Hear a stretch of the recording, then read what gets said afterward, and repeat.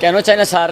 আমাদের দেশের লোক আমরা শ্রমিক, আমরা যদি কাজ করে না খাইতে পারি স্যার, তাহলে কার যেমন গ্যাস দেন না আপনারা, বিল্ডিং বাড়িঘর হয় না, তাহলে লেবার ফাংশন কীভাবে চলে? আপনি চলতে পারেন, কিন্তু আমরা লেবার ফাংশন তো চলতে পারি না স্যার।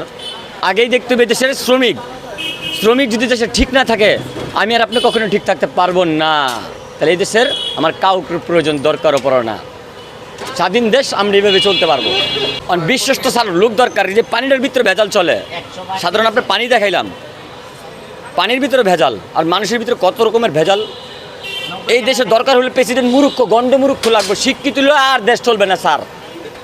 ডাইরেক্ট কথা আমার, শিক্ষিত লোক দিয়ে আমি আর দেশ চালাবো না, গন্ড মূর্খ লাগবে।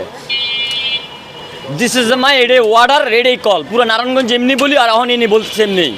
চোর যদি প্রতিনিধি খাড়া করে দিয়ে হবে না, হকার যদি প্রেসিডেন্ট বানিয়ে দিয়ে কখনো হবে না। নতুন করে ইউনিসি ঠিক আছে, অস্ত্রদাতা, যেই লোক আমাদের দেশে সামরিক অস্ত্র ঢুকাইতে পারে, ওরে ছাড়া আমার আর কেউ প্রয়োজন নাই।